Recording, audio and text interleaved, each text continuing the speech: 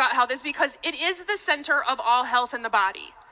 There are so many different organ systems in the body that are affected by the gut. I just read yesterday, they are now looking at a gut-eye axis, meaning what happens in your gut affects your eyes as well. So let's dig into these different body systems.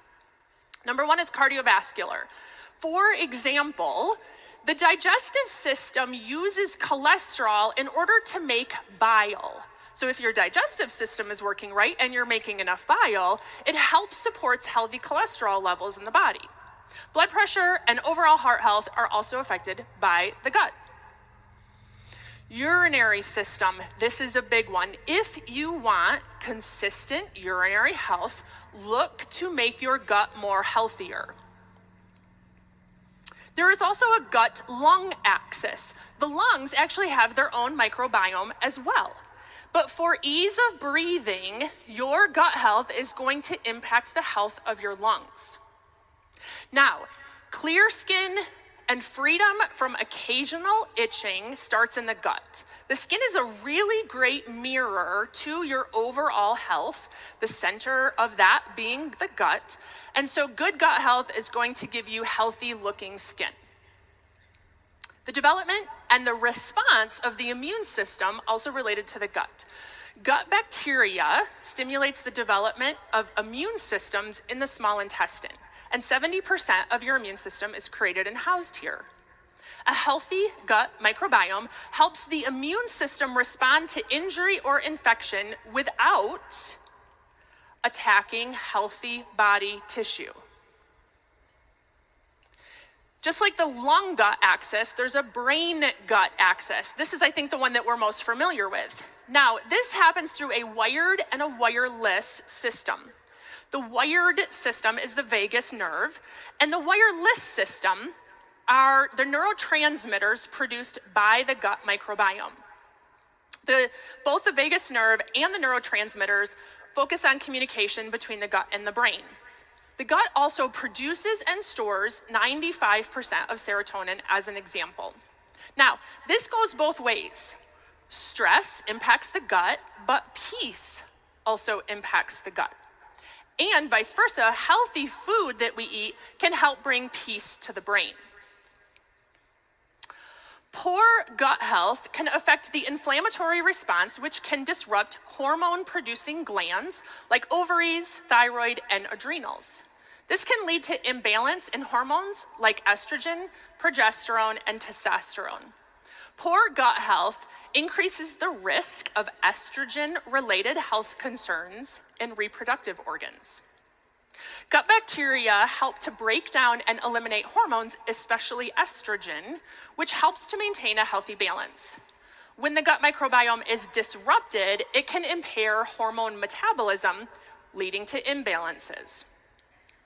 The composition of gut microbiota also has a significant role in regulating the body's sensitivity to insulin.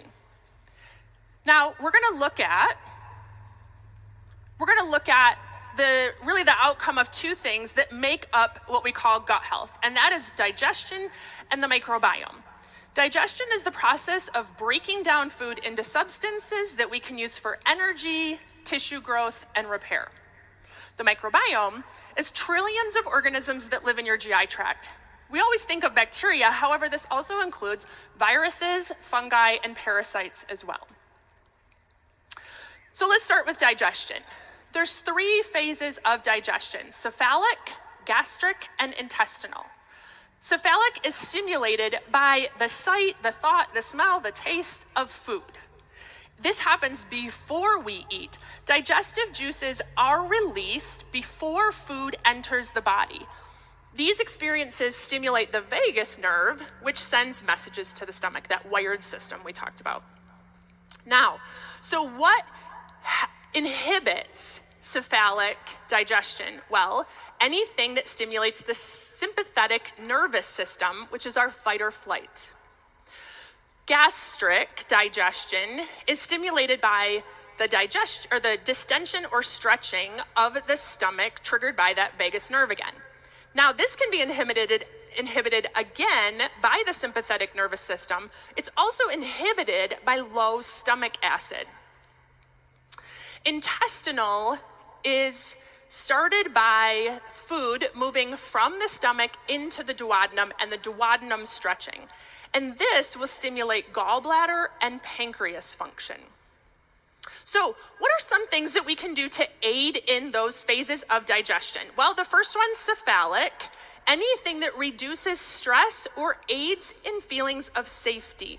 So we want to use oils with grounding and calming aromas, adaptive capsules or serenity soft gels, deep breathing, and choosing thoughts of safety, and having that mealtime experience of prayer, laughter, spending time with people that we love. That all helps us in digestion. Now, the second phase, gastric, we need to maintain enough acid for this. We also need to be in that rest and digest phase. So one of the things I like to recommend is MetaPower Recharge.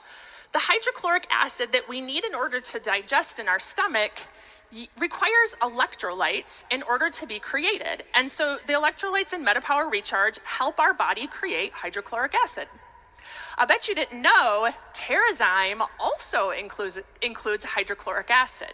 So it's great for this phase of digestion as well as the third phase. And I love all of the Digest Zen oil blend, soft gels, and chewables, also great for this phase of digestion. Intestinal, enzymes, bacteria, fiber, and phages. We mentioned Terrazyme. We think of it normally great for this phase of digestion, also the one before. A note about fiber. We need fiber to feed the gut microbiome. If you start using fiber and all of a sudden you're becoming more like rabbit pellets than the sausage or corn cob, all you need to do is drink more water. Don't stop with the fiber. We need it for the gut microbiome, but water can help a lot get you back to that nice stool that you're looking for. And then PB Restore and PB Assist, also great for this phase of digestion. A note about the new VMG. It was mentioned very briefly this morning that there are some probiotics in the VMG, and that is awesome. So exciting to me that these are 4 unique strains not found in other products. They exist in this product not to grow in our gut microbiome, but to support micronutrient absorption.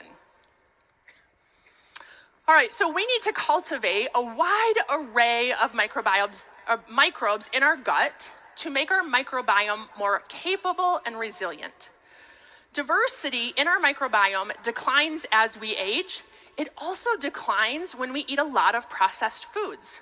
75% of the world's food is generated from 12 plants and 5 animal species. That is not a lot of diversity. So this lack of diversity needs to be recovered, and the PB Restore and PB Assist are really great ways to continue to give diversity to our gut microbiome so we can have a healthy gut. doTERRA Probiome capsules specifically contain 24 probiotic strains from 22 species. Now, I often get asked, what do all these letters and numbers behind the bacterial strains mean? Well, that means that doTERRA has taken and used very specific strains that have been researched and have proven benefits. Along with prebiotics and postbiotics, I want you to take a look at these bacterial phages on the lower right-hand corner. Remember when we talked about urinary health? These phages have the ability to address a bacterial overgrowth in the urinary tract, keeping you from experiencing discomfort. Short-chain fatty acids, bioavailable vitamins and amino acids, peptides, enzymes, neurotransmitters like GABA, serotonin, dopamine. These are all examples of the metabolites that are replenished by the probiotic bacteria in your microbiome. So, do you need a calmer brain? The Lactobacillus brevis in Restore is proven to produce GABA as a postbiotic. When your good bacteria in your gut particularly the lactobacillus strains in the Restore, perform their own metabolism. They produce butyrate. Butyrate strengthens your gut barrier, it fuels the rest of your gut microbiome, and it acts as a fuel for your brain. So if you have brain fog, you need more lactobacillus.